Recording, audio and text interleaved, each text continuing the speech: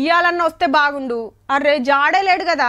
దేవుడా దేవుడా 4 రోజుల దండం మీద బట్టలారేసి జర వచ్చిపోరాదు. హౌ సూరన్న కోసమే 6 రోజులై మరి దర్శనం లేక మబ్బులు గమ్ముడు శినుకులు రాలుడు పొద్దంతా ముసిరేనాయే. ఆనకు తడుసుడు సరే గాని తడిసిన ఎండుడు కష్టమే ఉన్నది. ఇంట్లో ఫ్యాన్ కింద ఆరబెట్టుకుంటున్నారు. అందరికి గవ్వే తిప్పలు గాని ఊర్లల్లో ఎట్లున్నదో చూద్దాం పాండ్రి. ఆనలాగిన వరద తగ్గుతలేదు ఊర్లల్లా. ఆదిలాబాద్లా దిందావాగు వంగి 13 ఊర్లకు 6 రోజుల సంధి రాకపోకలు బందే. ఏం తెచ్చుకోవాలన్నా ఊర్లకెళ్లి బయటికి రావాలన్నా శితం తిప్పలున్నది. పడవల మీద అటు ఇటు దాటుతున్నారు. ఈడ వాగులా ఓ ట్రాక్టర్ చిక్కబడ్డది. బ్రిడ్జి కట్టియాలని ఏండ్ల కమానం అడుగుతున్నా ఎవ్వరుగా అంతలేరట.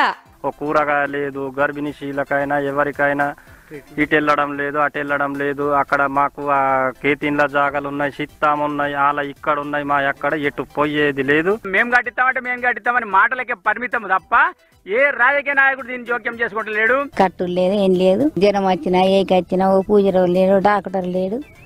మా ఊళ్ళో పోతే బతుకులు వీళ్ళు ఎంతో మంది వచ్చుడే. భద్రాద్రిలా గోదారమ్మ 53 అడుగులు దాటి ఉరుకుతుంటే 3వ ప్రమాద హెచ్చరిక పెట్టిండ్రు. ఉతార్లున్న కాలనీలకు నీళ్లొస్తే ఇండ్లు ఖాళీ చేపించి ఏరే జాగలకు పంపిండ్రు. 2 రాష్ట్రాల నడుమున్న తక్లీఫ్ తోటే ఇట్లయితుందట. ఆంధ్ర తెలంగాణ అనే పేరుతోటి ఉన్నటువంటి స్లూయిజ్ అయితే ఉందో ఆ స్లూయిజ్ లీక్ అవుతా ఉంది. రెండోది యువతల ఉన్నటువంటి ఈ బ్యాక్ వాటర్ అంతా కూడా అవతలకు పంపాలి, డంప్ చేయాలని పరిస్థితుంది. ఆ రెండు ఇక్కడ జరగట్లేదు.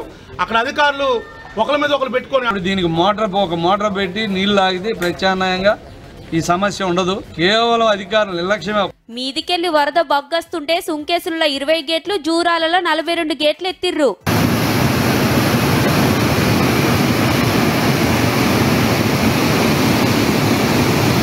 జగిత్యాల జిల్లా ఆత్మకూరుల పెద్ద చెరువు తూముకు గండివడి పొలాలు మునిగినాయి. ఆదిలాబాద్ లా కరత్వాడ ప్రాజెక్టు కాడ శాపల జాతర సాగుతుంది.